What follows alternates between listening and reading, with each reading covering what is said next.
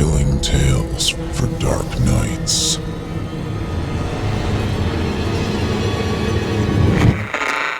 Want to make sure you never miss a Chilling Tales for Dark Nights video again? Be sure to subscribe and hit that bell to turn on notifications.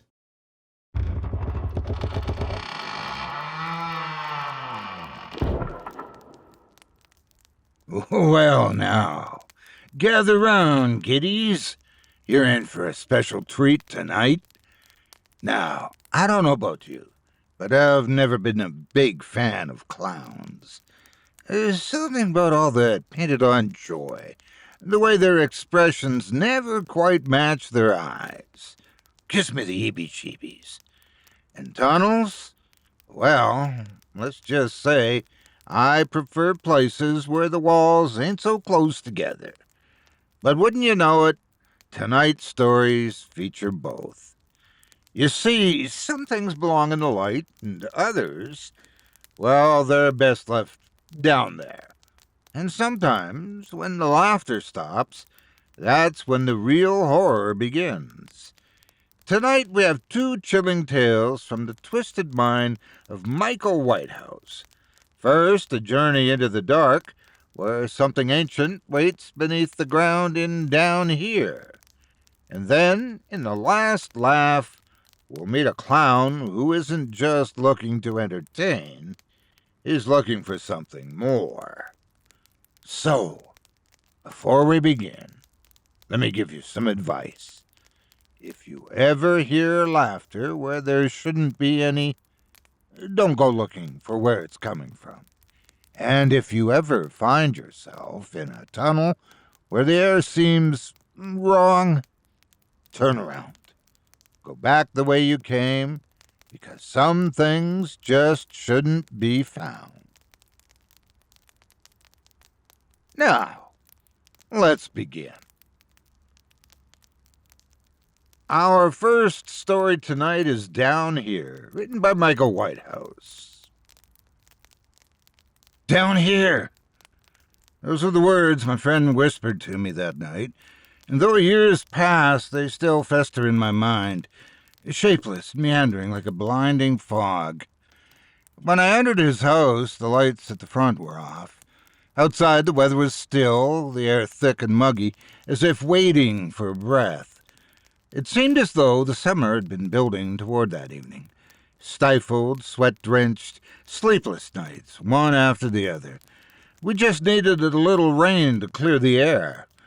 Forecasters warned us that we were in for a lot worse than that, but they'd been wrong so often that many in our little suburb did not listen.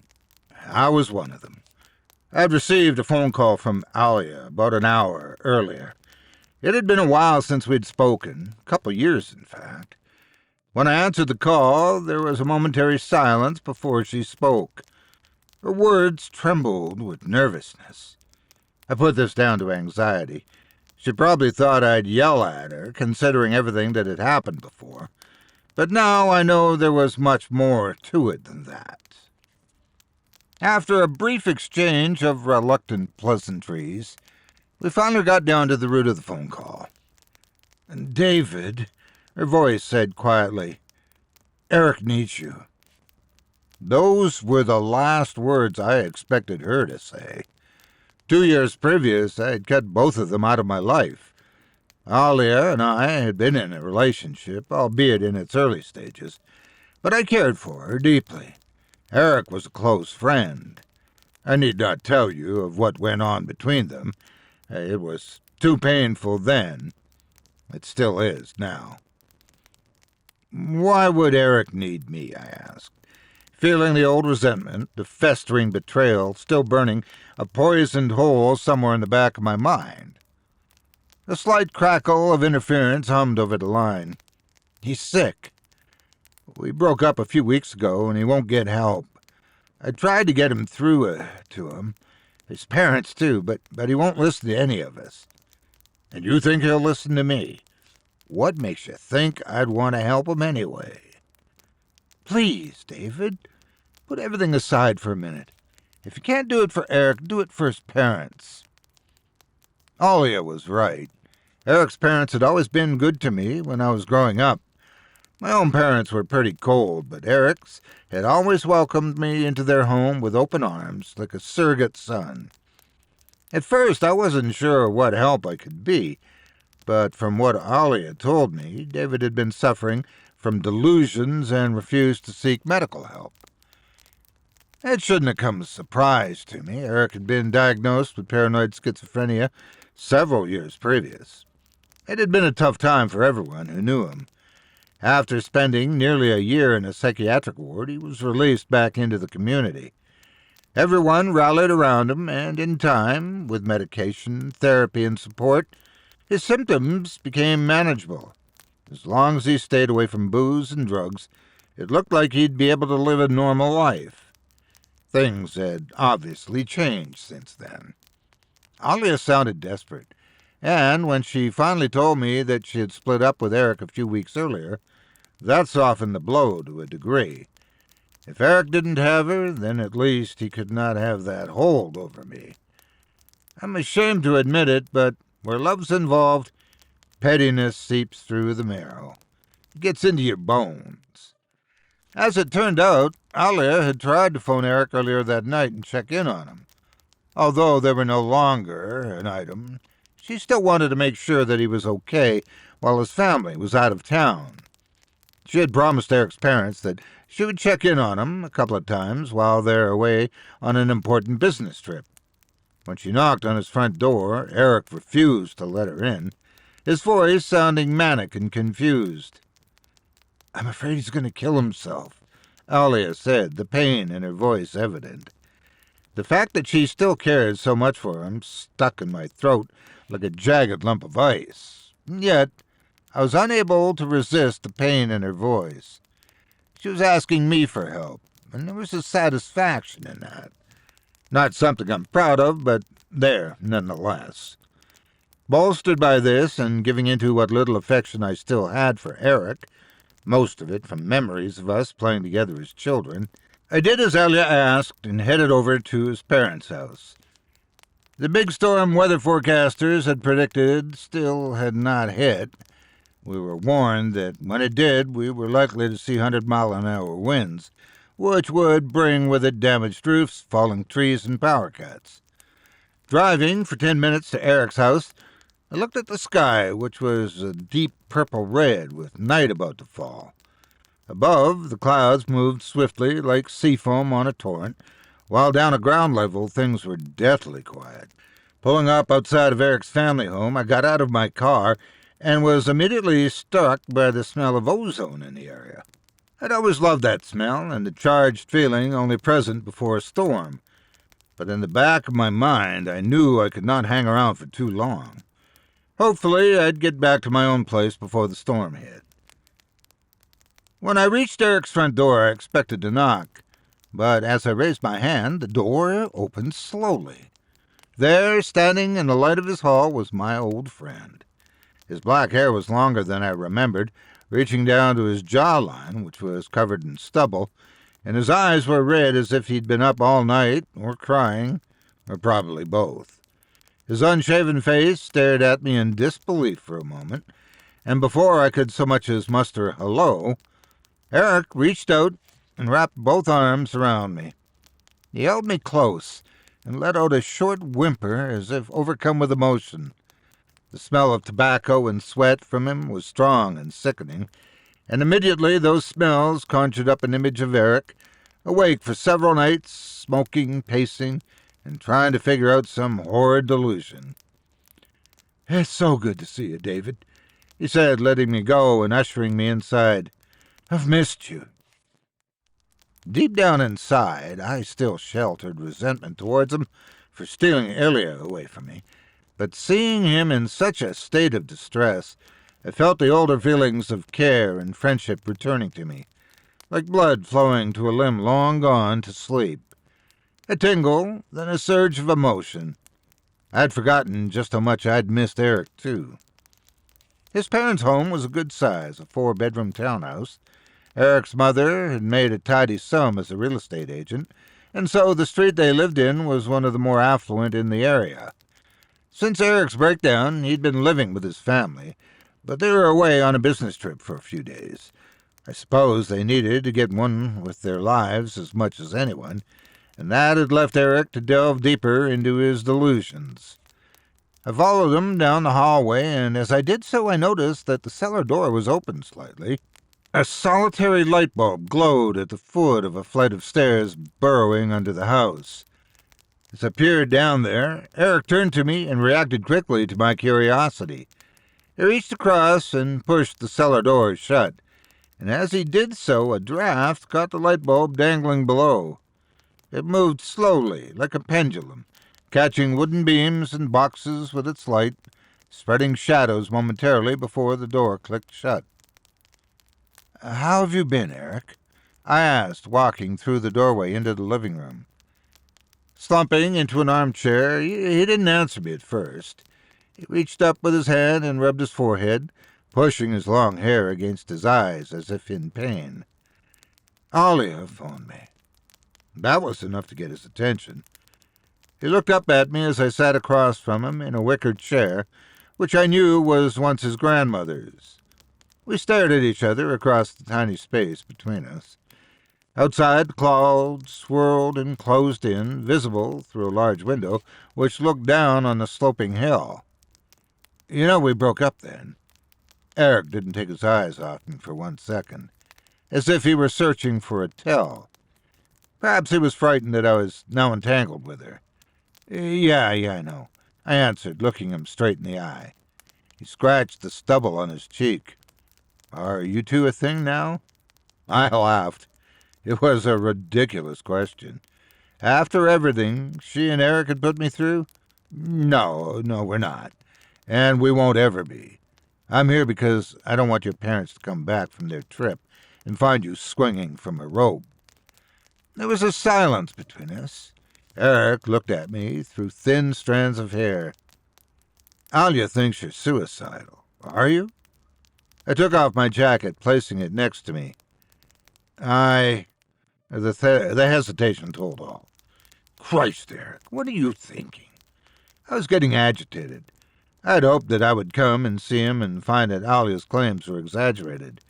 But his sullen expression, the fact he had not washed for days, and the look in his eyes, there was every chance I'd have to phone an ambulance and let a psychiatric ward deal with him.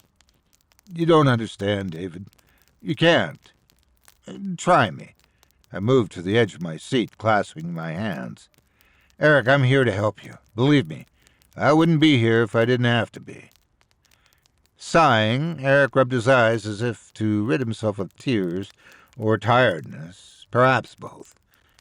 "Just promise me you'll stay away from Alia. I don't think I could cope." "And I could?" "You don't understand, David. I'm on the edge here. One push and I'm finished." "I have no interest in her. She left me for you, Eric. You're best done with her. We both are. Now, are you going to tell me what's been happening or what? Have you been taking your medication?" A look fluttered across Eric's face. Guilt, shame, helplessness. Take your pick. "Well, there's your answer, then." I was relieved that there was a solution. "Where are they? You need to start taking them to help you balance out. You know that." "It's not the medication, David." He now gazed across at me intently. You won't believe me." Something then tapped against the window. Eric recalled back in his chair, his eyes wide with fear. "What's that?" It was almost dark, and something outside was attracted to the lamp, which sat next to the window. "It's just a moth or something." "Is it?" Eric asked. "Well, yes," I assured him, as the indistinct shape now moved off. "What else would it be?" "Oh, God!" Eric started whimpering. Bringing his hands up to his mouth, he stared at the rich red carpet at his feet and shuddered as if a great anxiety were trying to escape from inside. Seeing Eric like that, I could not help but feel pity for him. The illness had robbed him of his mind in the past, and now it was threatening to do the same again. "Eric, please, just tell me what's upsetting you. Maybe I can help." At first he seemed unresponsive, but after fetching him a glass of water, he finally gave in to my requests, his only stipulation that I had to be open-minded about what he had to tell me. Sitting forward on the edge of his chair, the night now in full effect as the wind began to howl outside, Eric told his tale. Everything was fine up until a few weeks ago. Things seemed great with Alia. My parents were really pleased because we were talking about getting a place together. I think Mom and Dad feel it's time I try and get back out on my own 2 feet. With Alia, anything seemed possible. I'm sorry, David. I know it's not fair to go on about her to you. I just mean that I've been stable for a good while now, and I was ready to move on with my life. Every day I go for a long walk. It gets the endorphins going, helps my mood. The doctor says exercise is critical for mental health, and I've really felt that. It's made a big difference. I go for a walk, listen to a podcast, Joe Rogan usually, or Duncan Trussell. That walk is something I look forward to each and every day. But on that day, about 3 weeks ago, it was different. I'd just finished listening to something on my phone when I came to my usual spot, just next to Kings Park train station. Now, normally, I walk back up past the primary school and up towards home, but something caught my attention. I know it sounds weird, but I thought I could see smoke coming from the railway bridge. From the street, on the top at least. I mean, you ever looked at a road on a hot day and you see that haze coming off of it? Well, it was like that, but there was a kind of black fuzziness to it, like some of it was transparent and the rest not. I thought something was burning, so I walked across Kings Park Avenue and ended up standing at one end of the bridge. When I got closer, I couldn't believe what I was seeing. There was no traffic around at the time, but I swear to you, David, I saw this black haze in the middle of the road. There was no fire. It was just sitting there on top of the road surface, about 3 feet high. Looking around, I was alone with it on the bridge. I started to walk towards it, and as I did, things got stranger.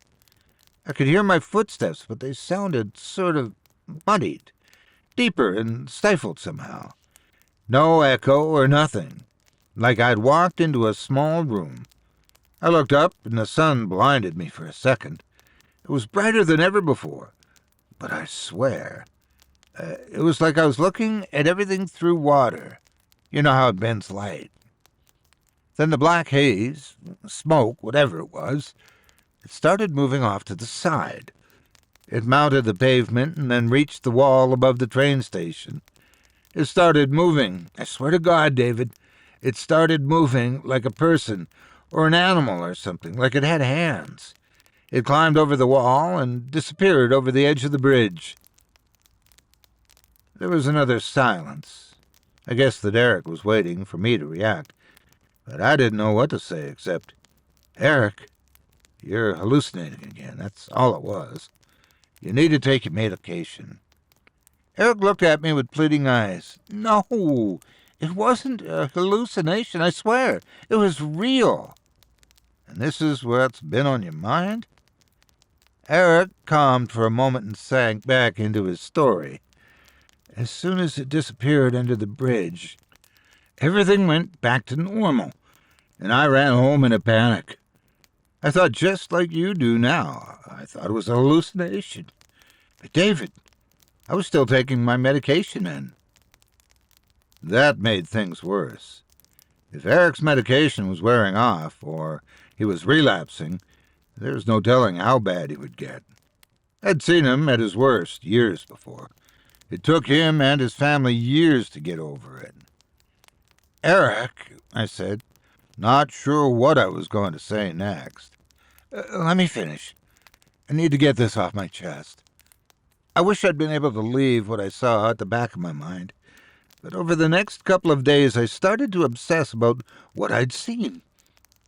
I'm not doing a very good job of putting it into words, but I kept thinking about the haze coming off the ground and the black smoke inside. Worse, I couldn't stop thinking about how it climbed over the wall like it had arms. "You went back?" I asked, knowing the answer before I'd even asked the question. Something tapped against the window again. Eric looked at the sheet of glass, his face drained of color. Something tapped against the window again. Eric looked at the sheet of glass, his face drained of color. The outside world was now a deep, abysmal black, orange streetlights from the city beyond the only reprieve. Sweat dripped from my friend's forehead, and his mouth began to tremble. "Eric, look!" Standing up, I walked over to his side and pulled the tall lamp stand over to the glass.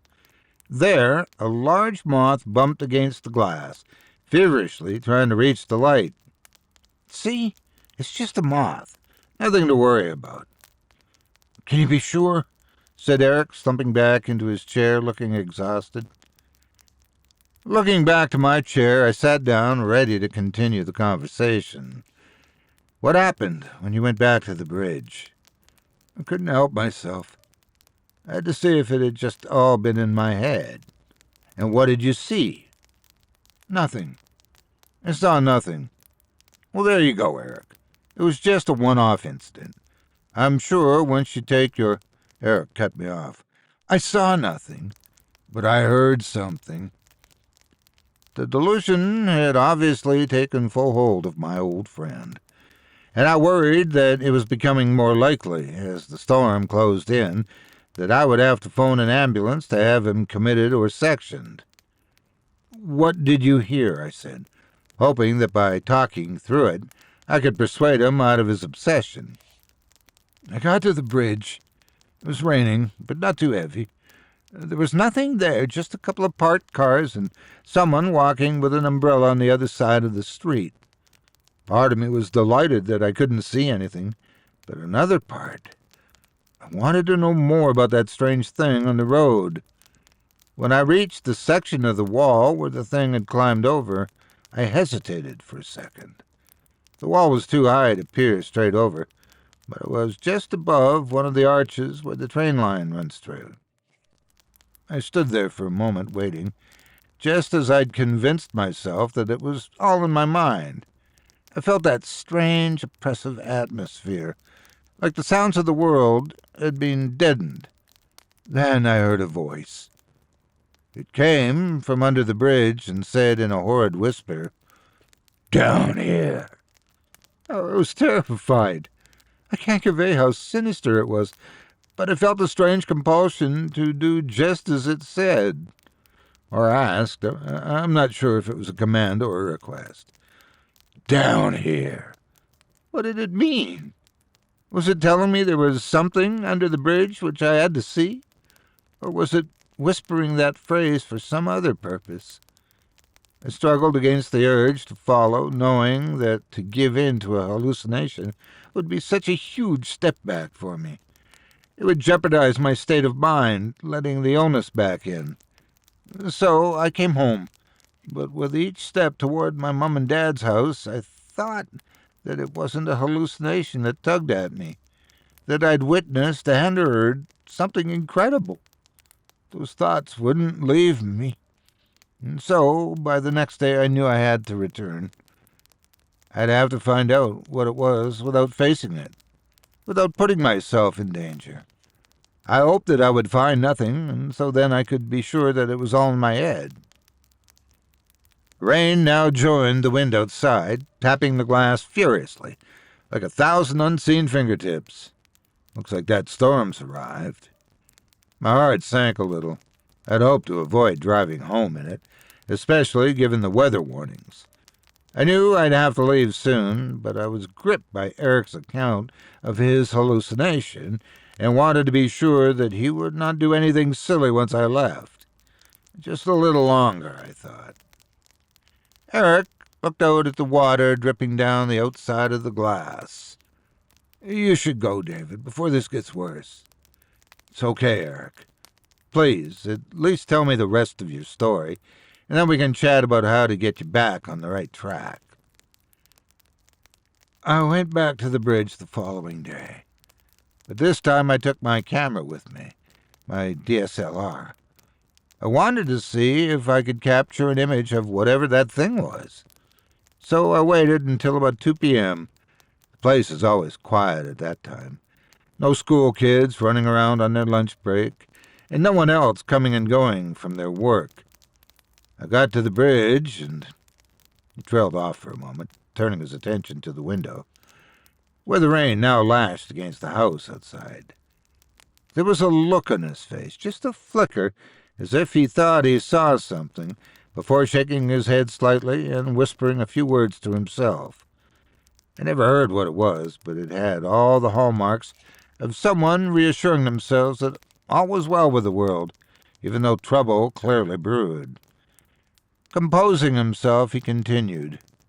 At first, I stood where the thing had climbed over the wall, just waiting to see if anything was said. But all I heard was a train moving underneath and stopping at the station before heading off to Glasgow Central. So I walked down the station stairs and took a couple of shots of the stone arches from about halfway down. I'd never been afraid of that place before. We used to play around there as kids, remember? I mean, Kings Park train station can be a little isolated, but apart from that... In fact, I'd always enjoyed getting the Newton train on my way home from town. But something was different about it. Looking at the stone arches, I could see where the trains passed under the bridge, but I realized then that that was not where the haze would have hidden. On the embankment, directly beneath that part of the wall, was another half-arch, which was covered by overgrown thorn bushes. There's no train line through there. You know what I'm talking about? We climbed down there a couple of times when we were kids, remember? I laughed. That was something I'd long forgotten about, but it was true. We'd climbed down there once. I remembered being egged on to run across the train tracks. When we'd gotten to the half-arch, we found it filled mostly with soil. But there was a pretty big space inside. It was dark and spanned the width of the street above. Once inside, you could stand up. It felt like another world in some ways. When Eric and I had been kids, we'd built countless dens around Kings Park and found several places away from prying eyes. Those were secret places where we would visit, our crowd of friends feeling like a group of bandits in their hideouts. That thought was exciting. But we didn't frequent the half-arch under the bridge very often. It was too dark, too cold and damp. I think we were about 12 at the time, and I remember we found some smudges in the soil which our friend Stuart swore were footprints. I guess we only went back once or twice after that, and when we found more markings in the ground, we decided we didn't want to run into the owner down there in the dark, away from the world. That, and when the trains passed through the main archway, which we were about a foot of solid stone away from, the place vibrated like hell. The noise was deafening. I remember thinking I could feel my insides moving as the trains passed. It was not a pleasant situation. Did you see anything in the half-arch? I asked. Not at first. Eric scratched at the stubble under his chin. I took 2 pictures and checked them on my DSLR. I could only snap the opening of the half-arch, as it's further away on the other side of the train tracks. There was nothing unusual about the photos, so I turned to walk all the way onto the platform to see if I could get a better view. The train station was empty. Again, I took a few pictures on the edge of the platform, but all I got was the blackness of the opening under the bridge. A train neared, and I heard the high-pitched whine on the tracks before it reached me. When it stopped, a few people got off, not many. Then the train continued on its way far down the line towards Glasgow Central. When I turned to look at the archway once more, I was struck by what I saw. A form of some kind peeking out, glaring at me from the archway. A transparent haze with something black, like smoke or mold, at its center. Quickly I raised my camera and took a picture of it as it moved back under the bridge. And then it was gone. Let me guess, I said. When you looked at the picture, there was nothing there. A wry smile crept across Eric's face as the storm, wind, rain, and all, was now in full effect outside. He stood up excitedly and rushed out of the room. Moments later he returned, camera in hand. With a click, the camera powered on, and a dull glow emanated from the LCD screen, uplighting Eric's face like a macabre gargoyle as he smiled down at his work. "Here," Eric said, "take a look for yourself." Handing me the camera, he sat back down in his chair, the excitement in his face now diminishing, replaced once more with worry. I looked down at the LCD screen. It was indeed a picture of the half-archway under the station bridge. At first glance, I could see nothing, but as I zoomed in, sure enough, there it was. A shape of some description cast in shadow. It was difficult to make out. In fact, it could have been almost anything. "This is your ghost?" "Ha!" Eric proclaimed. "A ghost? Who knows? Maybe that's exactly what it is. Maybe it isn't. Maybe it's something we're not meant to see, and for some reason I was unlucky enough to cross paths with it on that day. Something which usually stays out of sight. Now it doesn't want me to go on telling people about it." "You're putting far too much weight on a blurry image, Eric. It could be dirt on the lens, or an insect moving quickly in front of the camera." "No!" Eric was getting angry. "Look at it." He stood up and practically leapt over to me. "Look at the shadow cast across it. That's from the bridge. Whatever it is, it was there, and it's under the half-archway." The wind battered against the window, the glass reverberating, and with it a flash of lightning across the sky. Eric turned to it for a moment, and then returned his gaze to mine, standing above me. "You should go. You don't believe me, and this storm is only going to get worse." "It's not that I don't believe you saw something, Eric, but look at it objectively. Either you saw something otherworldly that can't be explained, or you hallucinated, which has happened to you before when your medication needed tweaking. Which seems more likely?" "It's nothing to do with my schizophrenia. It has everything to do with that thing under the bridge." His voice trailed off for a moment, as if a distant threat made itself known in his mind. "David, it spoke to me. It said, 'Down here.' It wants me to go somewhere. I can feel it." "Have you been back to the bridge since you took the photo?" He shook his head. "No, but I've no need to." "What do you mean?" I asked, worried. "I don't think I've ever been alone since the day I took its picture, not truly." "You mean you've seen it elsewhere?" "Not exactly." A look of frustration swept across his face. He started to pace up and down, wringing his hands as he spoke. It hides in the dark. I don't think it can last long in the light. I think the day I saw it in the sun and the haze around it, I think it might have been burning." "Burning? Come on, Eric, snap out of it." "Let me prove it to you, David. Come with me to the bridge tomorrow once the storm's passed. If there's nothing there, then I'll concede it's in my mind. And if there is something, then maybe we'll be the first to come face to face with, I don't know what exactly, but it could be monumental." When someone is caught in such a delusion, trying to persuade them out of it can be a thankless task. I had to change my strategy. "Okay, Eric, tomorrow we'll go to the bridge, on one condition." "Name it." "You start taking your medication, right now." Eric reluctantly agreed to my terms, and I watched as he took his medication pill by pill. I knew how the drugs worked. It would be some time, perhaps even weeks before they'd start to affect his system and bring him back to Earth. But the earlier he took them, the sooner he'd be back to his usual self. After that, he assured me that he'd be okay. My promise of going to the bridge the next day seemed to have lessened his feverish behavior. He actually thanked me, Now he did not feel so alone. After that, he then walked me to the front door and we said our goodbyes. Tomorrow we would see what we would see. I hoped that it would be reason. Outside, the complexion of the night had changed markedly. The storm was now rampant, and so I hurried out into the street and to my car, pulling my jacket around me. Thunder roared overhead, up in the black clouds, and the wind raged against it in return, nearly knocking me off my feet as I reached the door of my car.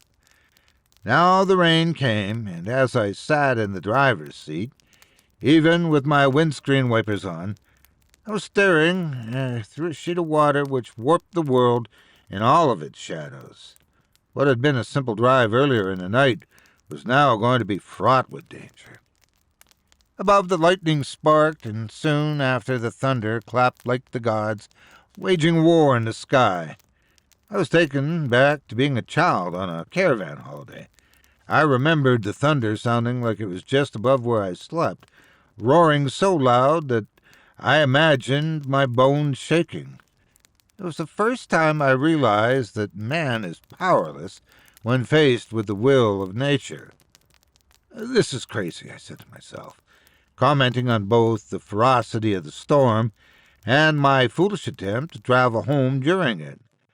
But I felt I had already done my bit and did not want to spend more time with Eric than I had to. I wanted to help, but our friendship was far from mended, and the thought of spending the night in his company was something for which I was not ready. The car grumbled into life, and I waited for a moment to see if the rain would subside enough for me to see better.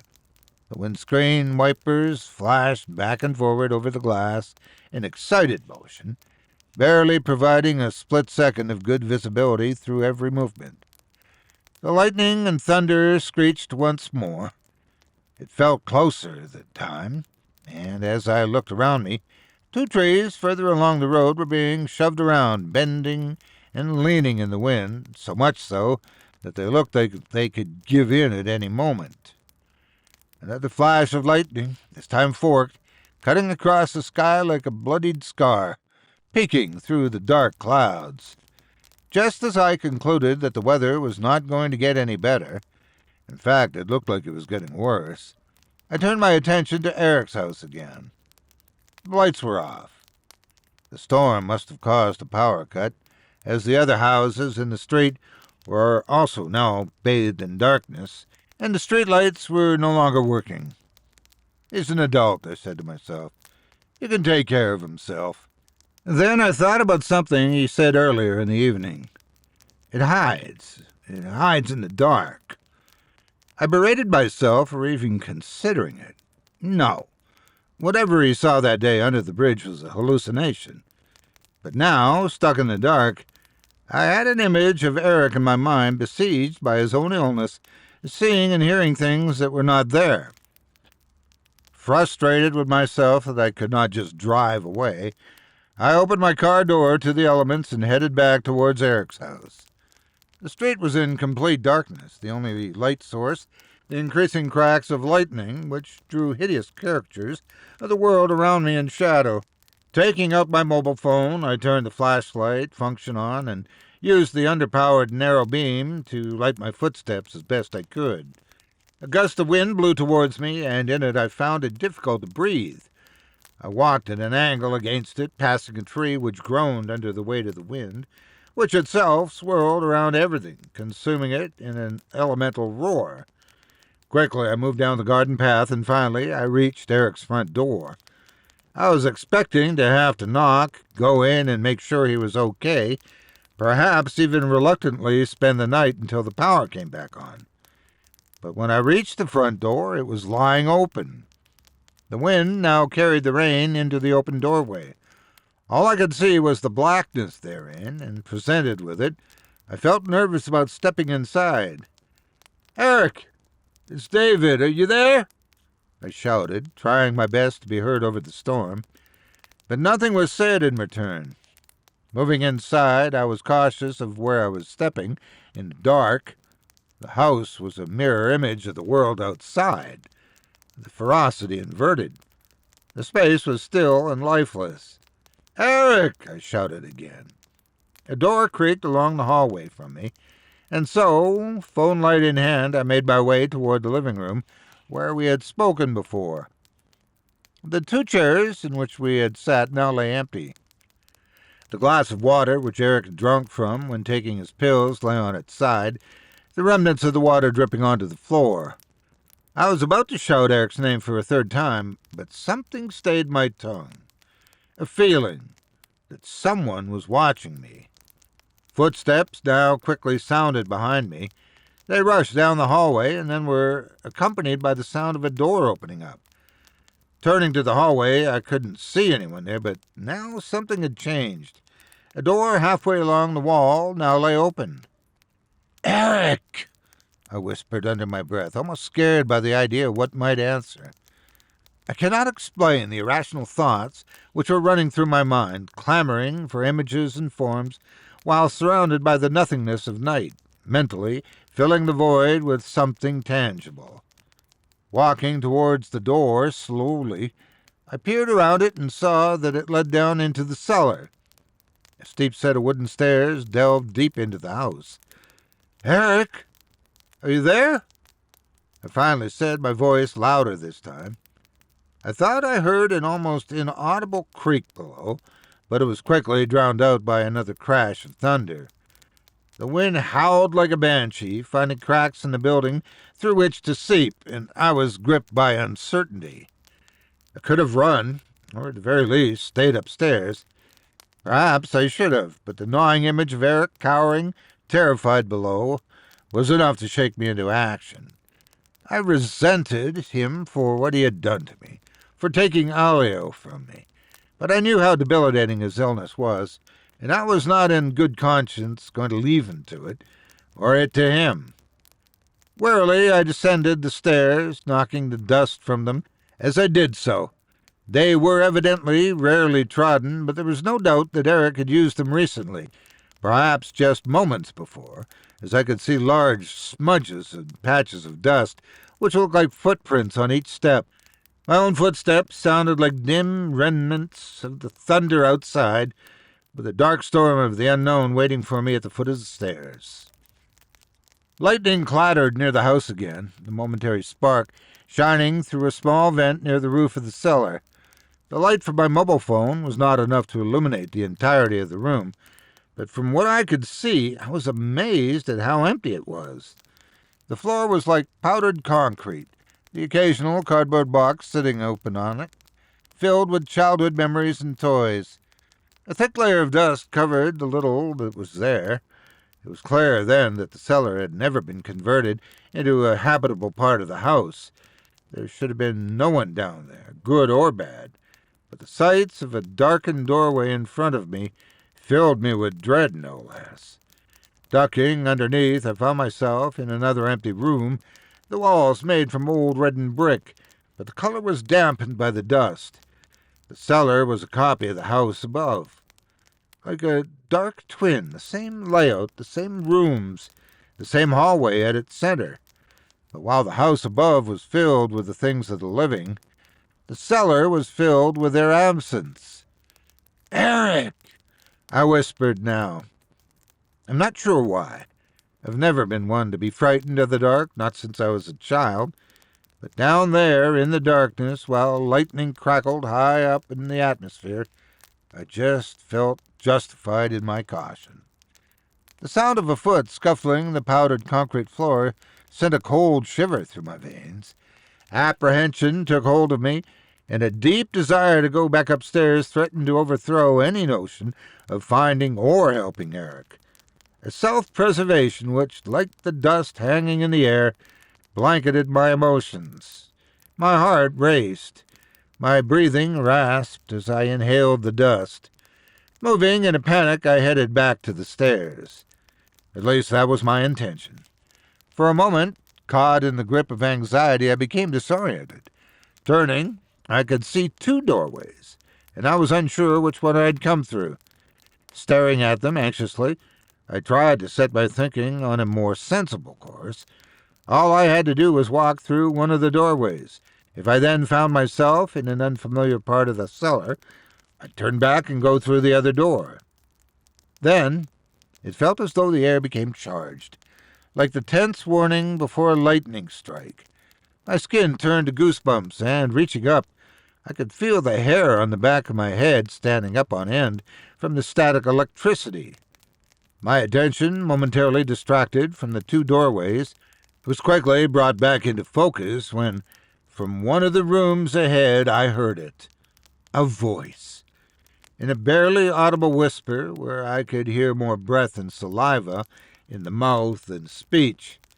Someone spoke two words, but they were so indistinct that I could not be sure what they were, nor even if they had just been a figment of my imagination, a product of my strange surroundings. Whether it was because of Eric's story or not, I cannot say.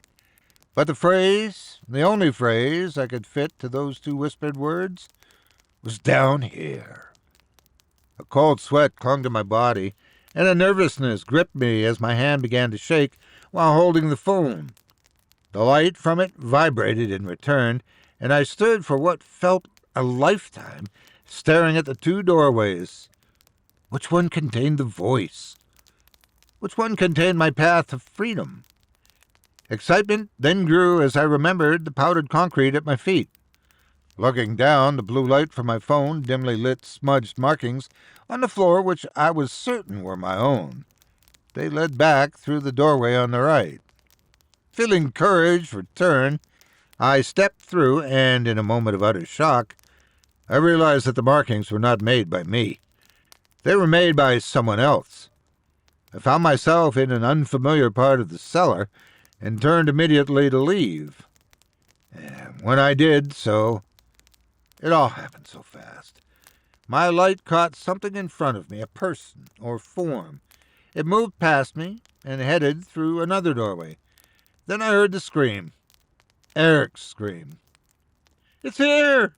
he shrieked, manic, clearly in the throes of his delusion.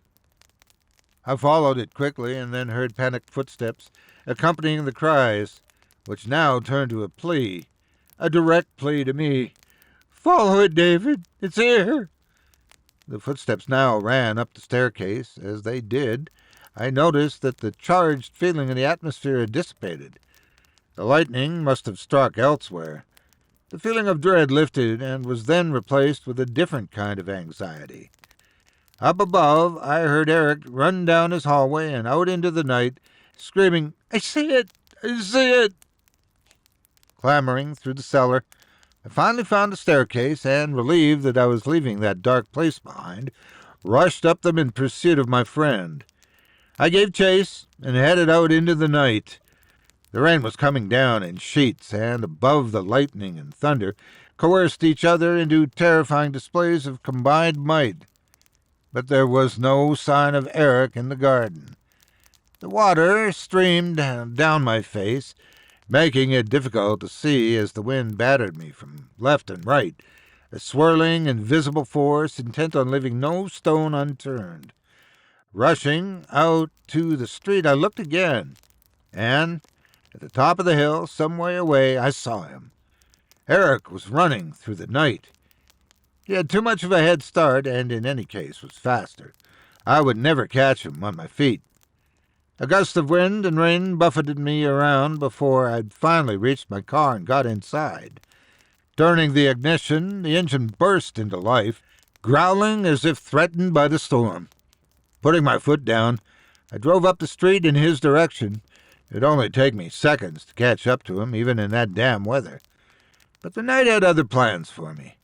I was gaining, but just as I reached within a few feet of him, ready to stop and pull him into my car, a painful creak shrieked nearby.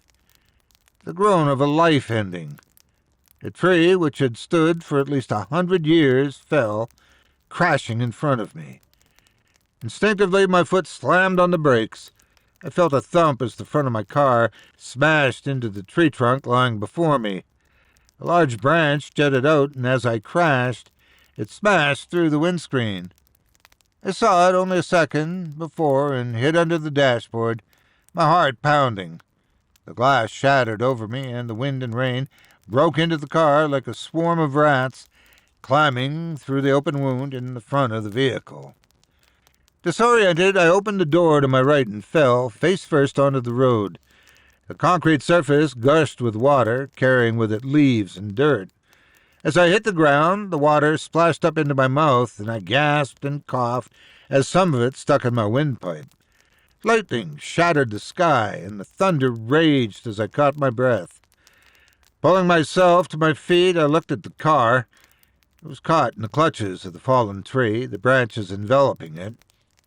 Steam rose from somewhere, and the engine answered my cough with one of its own. It would take some effort to get the car out, and even then, I was not sure it could be salvaged. Any feelings of grief for my car were quickly wiped away as a squall of wind wrenched at the garden fence across from me. It tore several wood slats from their housing and launched them further down the street. A lamp post above rattled in the wind, its light still extinguished, and I feared that it, too, would topple, crushing me in the process. It was too dangerous. I had to get back to Eric's house and out of the storm. I guess I felt more for Eric than I could admit to myself that night, even after everything he had done to me. I saw up ahead through the storm, the rain lashing my eyes and blurring my vision. I saw the distinct figure of Eric, not much further along the street, heading deeper into the storm. Something indistinct then flew through the air, carried on the wind. At least it appeared that way. Perhaps it was a plastic bag, or no, a piece of cloth. Whatever it was, it weaved and darted through the rain, and as I watched, Eric waved his hands above him, trying to bat it away. The object must have carried more weight than it first appeared, as it struck Eric on the head. He fell to the ground, and the object continued on its way, carried by the fierceness of the night. I could not leave him lying on the road, so I climbed over the fallen tree and ran along the street toward him. The wind blew in my face, and as it did so, I found it almost impossible to breathe, turning my head to the side just to inhale barely enough air to continue. As I approached Eric in the dim light of my phone, I saw a cut on his unconscious head, blood trickling from it.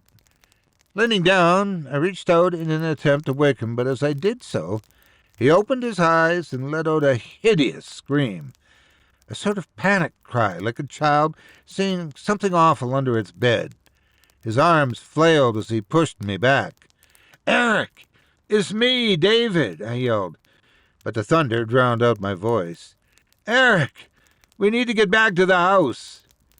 I could barely hear my own voice, and I imagined that for Eric it was a nightmarish scene, waking up disoriented, seeing your friend above you, the lightning illuminating his face as his mouth opened and shut without apparently conveying any meaning.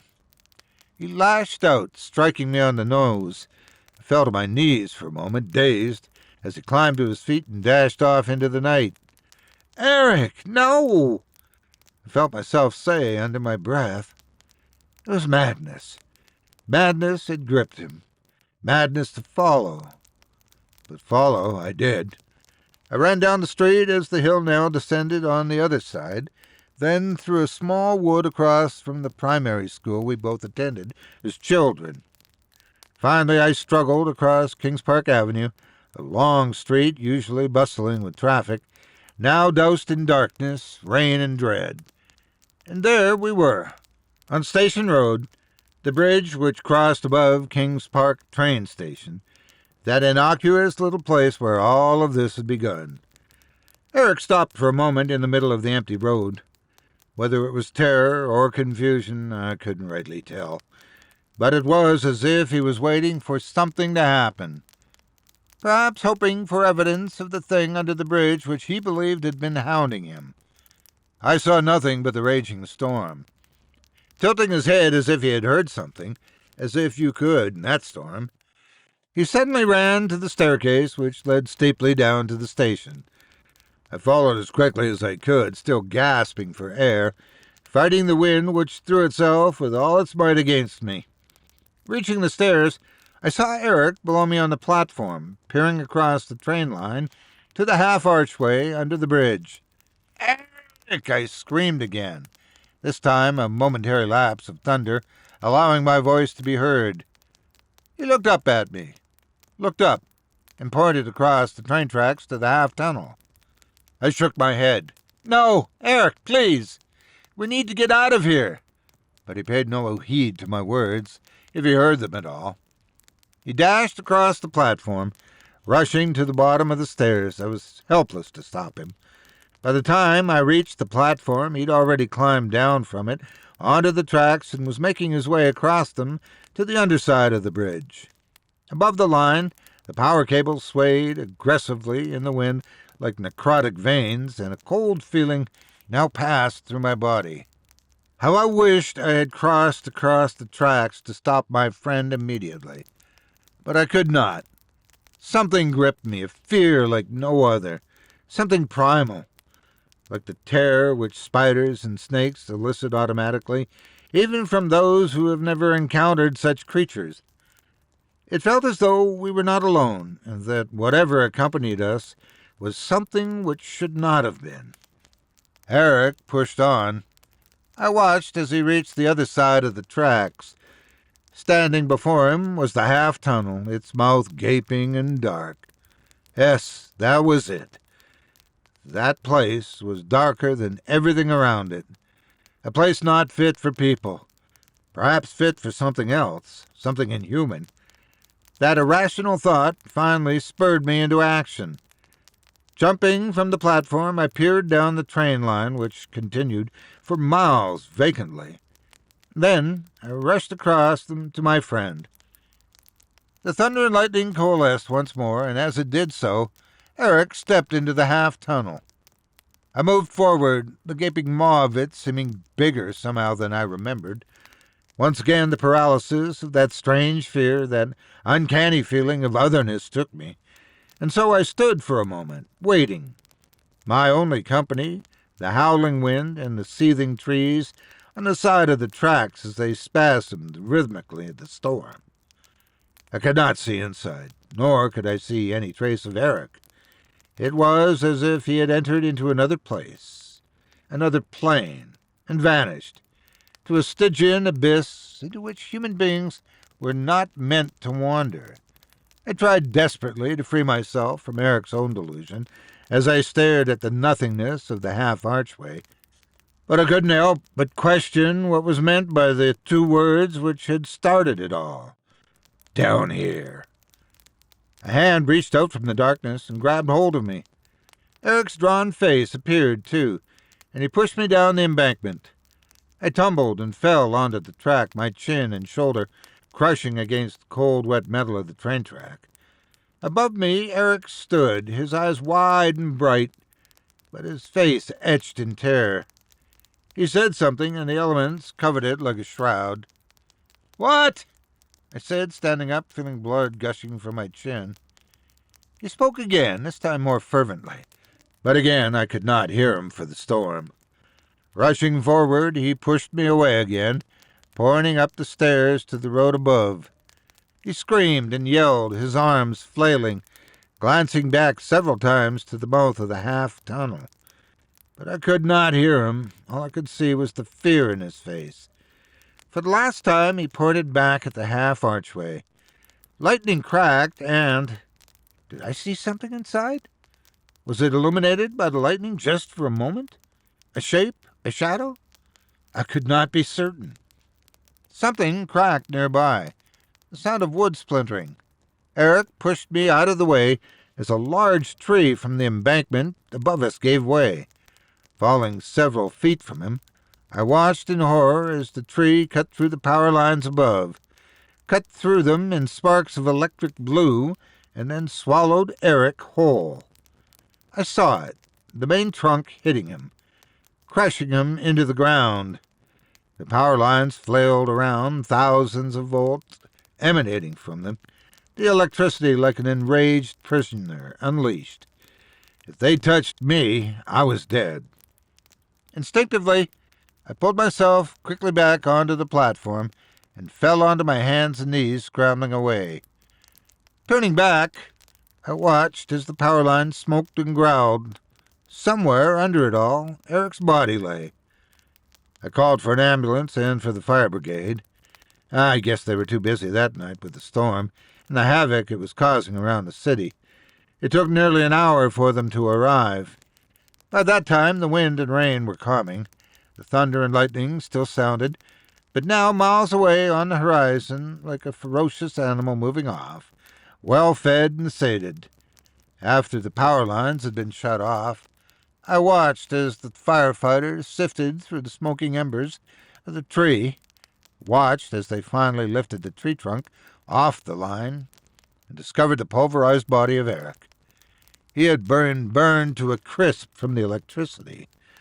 Whether it was that which had finished him off, or the impact from the tree, I don't know. All I do know is, now that he's gone, my old friend. I often tell people that it was his illness that killed him, that the hallucinations were too much for anyone to cope with. They believe me, though I wonder sometimes if I believe myself. I'll conclude my account by simply saying this. Sanity is fleeting, temporary condition. We all have our delusions, our ideas of how the world works, and what constitutes reality. But such things are not concrete. They're merely interpretations of what the world truly is. A shadow of the universe, an echo of what's really there. A facsimile put together by our brains, collecting data from our unreliable senses. In this way, we're always removed from the truth, staring out from behind the warped glass of our own eyes. Who knows what the world is actually made of and what is contained within it? For Eric, whatever he heard, whatever he saw, it was real for him, real enough to make him believe in something far removed from the ordinary. Something most people are not meant to see. For myself, I truly hope such a revelation is kept far away and that the world remains understood, calculable, and known. I choose to believe that what Eric saw was not objectively real. Despite this belief, I've never visited the station at Kings Park since that night. For in my weaker moments I fear that I may hear those same two words, real or imagined, which led my friend to the dark recesses of the human mind, where our own personal monsters lie in wait, ravenous, and ready to make themselves known. That was Down Here by Michael Whitehouse. Oh, boy. Some things were buried for a reason, weren't they? Now, I'm no archaeologist, but if I ever found an old tunnel sealed shut and covered with warnings, I think I'd leave it be. But no, curiosity's a funny thing. It leads folks straight into the jaws of something hungry. Speaking of things that just won't stay buried, our next tale takes us from the depths of the earth to something else entirely. Ever heard the phrase, the show must go on? Well, in this case, it probably shouldn't. So let's dim the lights and put on our best smiles, because up next, we're meeting a very special performer, and he's been waiting for an audience. Our next story is The Last Laugh, written by Michael Whitehouse. The Last Laugh. In a nearby town there lives a clown whose laughter fills the air, and in crowded places with his painted faces he shocks with skill and flair. Through a comic fall and tales grown tall, those watching delight with glee to forget their worries of bills and moneys as the clown performs for free. For 10 short days he shared his ways from the square of that known town, and the sisters and mothers and fathers and brothers applauded each time he fell down. And as the winning light gave way to night, the clown concluded his act with a dance and a song and a story not long. It was time to fulfill their contract. For each time he sang or fell with a bang, he'd given the people such joy, and it was only right that they reward in light of his efforts, which thrilled girl and boy. So the clown lay his hat near where he sat, hoping the townsfolk would show their kindness and thanks, for all foolish pranks are worth more than many can know. But as the folk passed, including the last, few pennies fell in the hat, and the clown looked on with a sad little song, knowing that that was that. The following day, so many say, was the darkest the town ever knew, for many of those who'd watched the clown's shows had vanished and left only few. In warm bedrooms where the missing took care to sleep and dream and be still, there was found something strange, a sort of exchange for body and mind and for will. On each empty bed, where once rested head, a piece of torn cloth could be seen. The colors were rich, yet raggedly stitched, and one prankster it could only have been. And while townsfolk grieve without reprieve at their loss of loved ones gone, the clown packs his things of tricks, jokes, and strings, and to your town he now moves on. That was The Last Laugh, written by Michael Whitehouse. Well now, kiddies, I sure hope you enjoyed that performance. Our friend the clown certainly seemed to. Of course, I don't think he'll be taking a bow anytime soon. But laughter, well, laughter has a way of echoing long after the show is over. So tell me, which tale got to you more? The thing lurking in the deep, waiting for someone foolish enough to dig it up? Or the thing that never really left, haunting the world with a grin stretched just a little too wide? Either way, it just goes to show some places you just don't go, and some things, once seen, can never be unseen. But hey, at least you can still laugh about it, right? All right, kiddies. That's enough for one night. Be sure to douse the fire on your way out, and don't go following any laughter where it don't belong. And if you hear something whispering from down below, well, I'd suggest you keep your feet firmly on solid ground. Until next time, keep the fire burning and your wits about you, and you never know what might be waiting just out of sight. Chilling tales for dark nights.